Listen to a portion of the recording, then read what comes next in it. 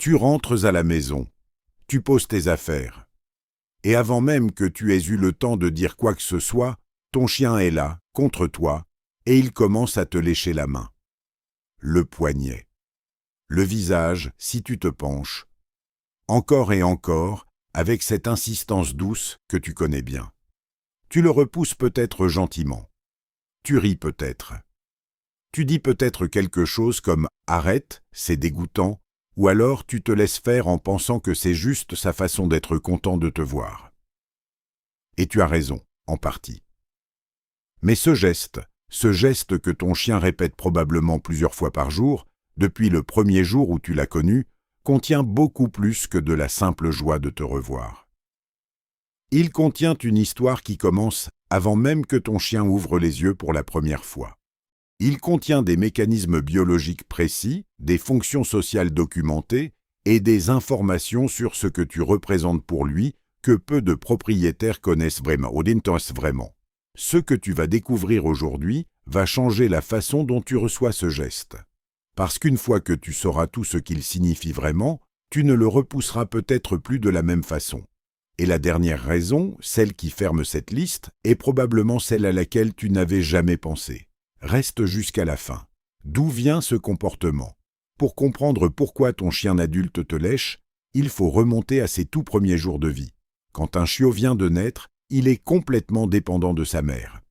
Aveugle, sourd dans les premiers jours, incapable de se déplacer seul, il a pourtant un comportement réflexe extrêmement important.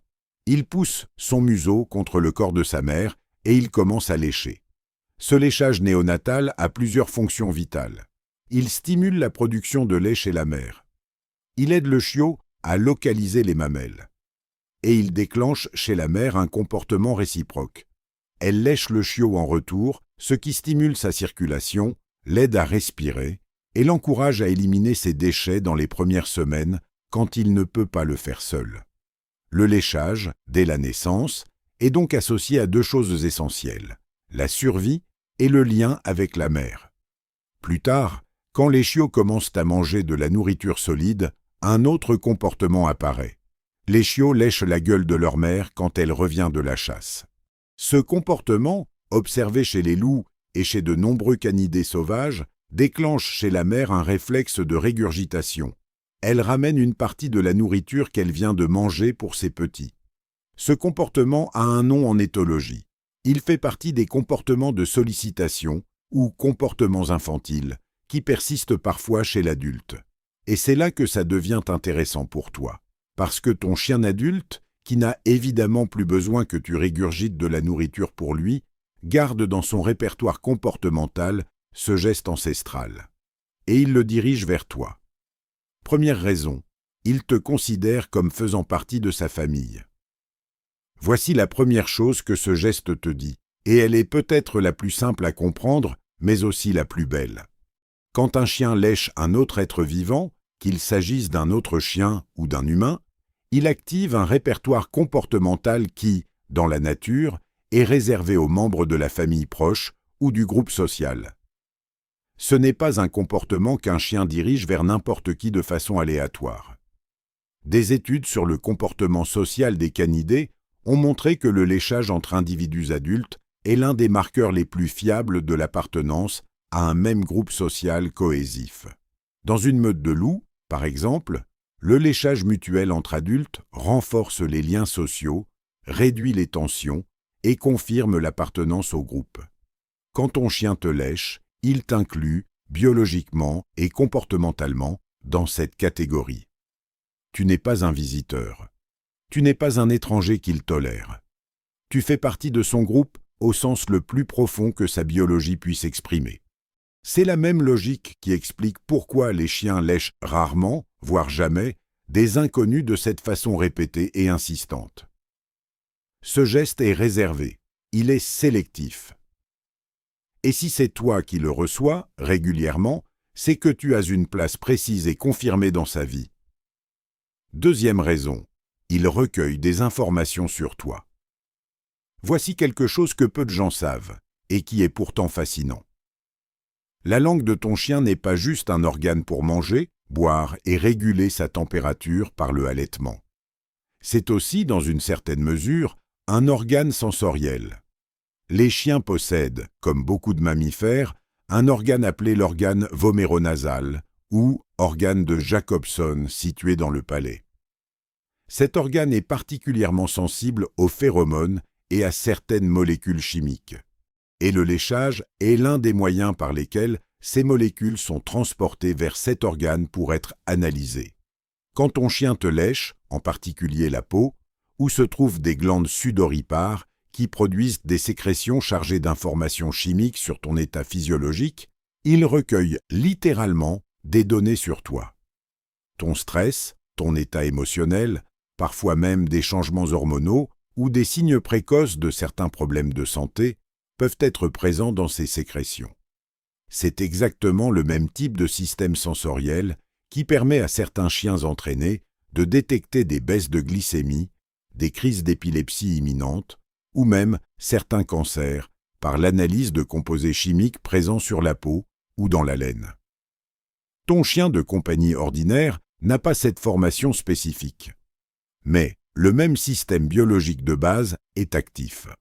Et chaque fois qu'il te lèche, il est en train, à un niveau très basique, de te lire chimiquement, de recueillir des informations sur qui tu es en ce moment précis, sur ton état intérieur, sur ce qui a changé chez toi depuis la dernière fois qu'il t'a vu. Ce geste anodin est, dans une certaine mesure, un acte de connaissance. Ton chien apprend quelque chose sur toi chaque fois qu'il fait ça. Troisième raison, c'est une demande de communication, pas seulement un don. Voici quelque chose qui surprend beaucoup de propriétaires. On pense souvent que le léchage est un acte que le chien fait pour exprimer quelque chose, pour te donner de l'affection par exemple. Et c'est en partie vrai. Mais une partie de ce comportement fonctionne aussi dans l'autre sens. C'est une demande d'attention et de réciprocité. Dans la communication canine, certains comportements ont une fonction qu'on appelle la fonction phatique, c'est-à-dire qu'ils servent avant tout à établir ou maintenir un canal de communication plutôt qu'à transmettre un contenu spécifique. C'est un peu comme dire « allô » au téléphone. Ce mot ne dit rien en lui-même, mais il confirme que la ligne est ouverte et que la communication peut avoir lieu. Le léchage fonctionne souvent de cette façon. Ton chien te lèche et il attend une réponse, un regard, une caresse, un mot, une réaction qui confirme que le canal entre vous deux est ouvert, que tu es disponible, que l'interaction peut continuer. C'est pour ça que ton chien insiste parfois. Il ne lèche pas une fois et n'arrête pas. Il continue parce qu'il attend cette confirmation. Et quand elle arrive, quand tu le regardes, quand tu réponds par une caresse ou par la voix, quelque chose se conclut dans l'échange. Une boucle de communication s'est complétée. Si tu ignores complètement ce geste, sans aucune réponse, certains chiens insistent davantage parce que de leur point de vue, le message n'a pas encore été reçu. Quatrième raison, il apaise son propre stress. Voici une raison qui change complètement la perspective sur ce comportement. Le léchage n'est pas seulement dirigé vers l'extérieur. Il a aussi un effet sur le chien lui-même. Des études sur le comportement canin ont montré que l'acte de lécher déclenche la libération d'endorphines chez le chien. Ces substances chimiques produisent un effet apaisant et légèrement euphorisant. C'est en partie pour cette raison que certains chiens se lèchent eux-mêmes de façon répétitive quand ils sont stressés, parfois jusqu'à développer des problèmes de peau liés à ce léchage excessif. Mais le léchage dirigé vers toi peut avoir le même effet régulateur pour ton chien.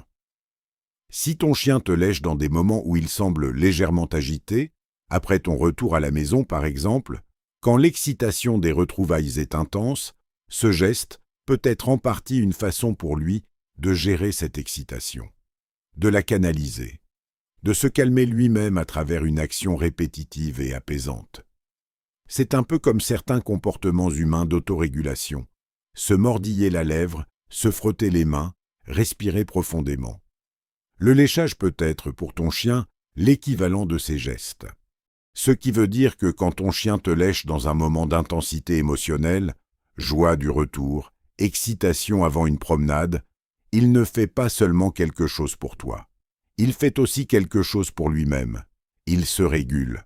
Et toi, ta peau, ta présence, deviennent le support de cette régulation. 5e raison, il imite ce que tu fais avec lui. Voici une raison qui rejoint quelque chose que nous avons déjà évoqué dans d'autres analyses du comportement canin, mais qui prend ici une dimension particulière. Les chiens sont des imitateurs sociaux sophistiqués. Au cours de leur domestication, ils ont développé une capacité remarquable à observer les comportements humains et à les reproduire dans leur propre répertoire, en les adaptant à leur morphologie. Pense à ce que tu fais avec ton chien au quotidien. Tu le touches, tu poses ta main sur lui, tu le caresses, parfois longuement, parfois en répétant le même geste sur la même zone, sa tête, son dos, ses oreilles. Ce geste dans ton répertoire à toi est une expression d'affection et de connexion. Et ton chien, qui n'a pas de main, qui n'a pas la possibilité de caresser au sens où tu le fais, possède en revanche une langue. Un organe mobile, humide, qui peut entrer en contact répété avec ta peau. Ce que certains comportementalistes observent, c'est que le léchage que ton chien dirige vers toi peut être, dans une certaine mesure, sa version de la caresse. Sa façon de reproduire, avec les outils dont il dispose, le geste d'affection qu'il reçoit de toi et qu'il a appris à associer au lien, à la chaleur, à la connexion. Ce n'est pas une imitation mécanique et froide, c'est une traduction.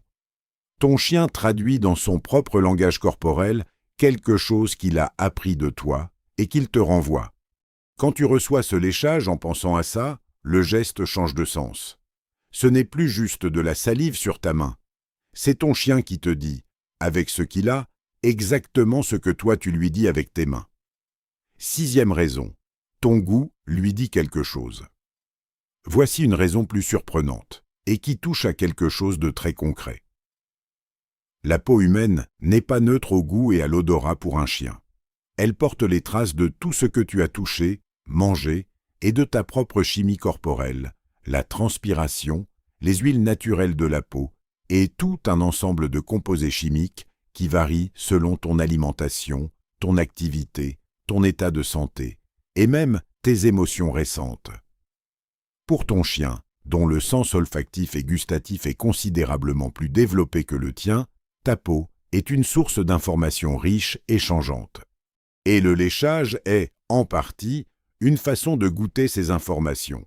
Ce n'est pas comparable à la façon dont nous goûtons un aliment pour en apprécier la saveur de façon esthétique. C'est plus proche d'une lecture. Ton chien explore, à travers le goût et l'odeur combinés, ce qui a changé sur toi, ce que tu as fait, où tu es allé, ce que tu as mangé, parfois même qui tu as touché récemment. Si tu remarques que ton chien te lèche avec plus d'insistance après une activité physique, après que tu aies cuisiné, ou après que tu sois rentré d'un endroit avec d'autres animaux, ce n'est pas un hasard. Sa curiosité chimique est activée par les nouvelles informations présentes sur ta peau. C'est une autre façon pour lui de rester à jour sur qui tu es et ce que tu fais, même quand il n'était pas là pour le voir directement. 7e raison, c'est devenu une habitude renforcée. Voici une raison plus simple, mais qu'il faut mentionner pour être complet. Les chiens apprennent par association et par renforcement, comme tous les mammifères. Si, à un moment de la vie de ton chien, le léchage a produit une réaction positive de ta part, une attention, un rire, une caresse en retour, ce comportement a été renforcé. Le cerveau de ton chien a enregistré, ce geste produit quelque chose de bon, et il l'a répété. Au fil du temps, ce qui était peut-être au départ un comportement isolé, motivé par une des raisons précédentes, est devenu une habitude solidement ancrée, renforcée par des années de répétition et de réponses positives de ta part. Ce n'est pas une raison qui contredit les autres. C'est une raison qui les amplifie.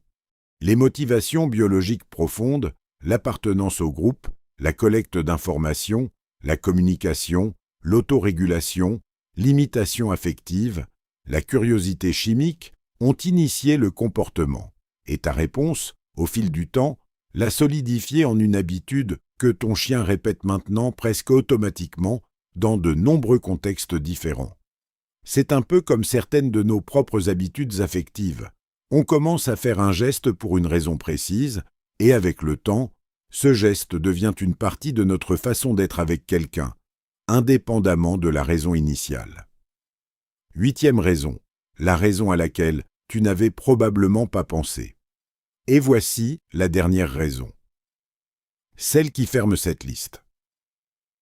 Et qui est peut-être la plus profonde de toutes. Tout au long de cette vidéo, nous avons parlé de ce que ton chien fait et pourquoi. Mais il y a une dimension de ce geste qui concerne directement ce qu'il ressent envers toi spécifiquement et qui va au-delà de toutes les explications fonctionnelles que nous venons de voir. Des recherches sur l'attachement canin ont montré que les chiens ne dirigent pas leurs comportements affectifs les plus intimes vers n'importe qui de façon égale. Ils les concentrent vers leur figure d'attachement principale, les personnes avec lesquelles ils ont développé le lien le plus profond et le plus sécurisant. Le léchage fréquent et répété fait partie de ces comportements concentrés. Si tu observes ton chien dans un environnement social avec plusieurs personnes, tu remarqueras probablement que ce comportement n'est pas distribué de façon égale. Il est dirigé de façon disproportionnée vers une ou deux personnes en particulier. Et ce n'est pas un hasard. Ce que ce geste dit, dans son sens le plus profond, c'est « tu es ma personne ». Tu es celui ou celle vers qui mon corps se tourne instinctivement pour exprimer tout ce que je viens de te décrire. L'appartenance, la connaissance, la communication, l'apaisement, l'imitation de l'affection, la curiosité. Tout ça converge vers toi, spécifiquement, parce que c'est toi qui l'as choisi. Et voici la partie qui va peut-être te surprendre le plus. Des chercheurs qui étudient le vieillissement des liens d'attachement chez les chiens ont noté que ce comportement, le léchage dirigé vers la figure d'attachement principale, a tendance à s'intensifier, et non à diminuer avec les années. Contrairement à ce qu'on pourrait penser, un chien plus âgé, qui a vécu plus longtemps avec toi, ne lèche pas moins. Souvent, il lèche davantage ou avec plus d'intensité dans certains moments. Une des explications proposées est que le léchage, à un âge avancé, peut aussi fonctionner comme un geste de réassurance pour le chien lui-même. Plus un chien vieillit, plus son monde sensoriel peut devenir incertain, vision qui baisse, audition qui diminue, et plus la confirmation tactile et chimique de la présence de sa personne de référence devient importante pour sa propre régulation émotionnelle. Ce qui veut dire que si ton chien te lèche encore, après des années, peut-être même plus qu'avant, ce geste porte en lui toute l'histoire de votre relation. Chaque jour vécu ensemble, chaque retour à la maison, chaque moment de confiance construit petit à petit. Et il porte aussi quelque chose de plus délicat, le besoin, qui grandit avec l'âge, de confirmer encore et encore que tu es là. Que le lien tient. Que dans un monde qui devient sensoriellement plus flou pour lui, toi, tu restes un point de certitude. Ce que tout ça change. Tu sais maintenant que ce geste que tu reçois peut-être plusieurs fois par jour, ce geste que beaucoup de gens trouvent simplement mignon, ou parfois un peu agaçant, porte en lui 8 couches de sens différentes. L'appartenance au groupe. La collecte d'informations sur toi. Une demande de communication. Une autorégulation émotionnelle. Une traduction de l'affection que tu lui donnes. Une curiosité chimique sur ce que tu deviens. Une habitude renforcée par des années de réponses positives. Et, peut-être la plus belle de toutes, la confirmation répétée que tu es sa personne, celle vers laquelle tout converge, celle dont la présence reste un point d'ancrage même quand le monde devient plus incertain. La prochaine fois que ton chien viendra te lécher la main, tu n'as pas besoin de changer radicalement ta réaction. Tu peux toujours rire, toujours dire que c'est un peu dégoûtant si c'est ce que tu ressens vraiment. Mais peut-être que tu prendras, juste avant ou juste après, une demi-seconde de plus, pour regarder ton chien, pour reconnaître ce qui se passe vraiment dans ce moment. Parce que dans ce petit geste répété, ordinaire, presque automatique, ton chien te dit, dans le seul langage qui soit vraiment le sien, quelque chose qu'aucun mot humain ne pourrait dire de façon plus complète. Tu es à moi, je suis à toi. Et je te le rappelle, encore et encore, de la seule façon que je connaisse.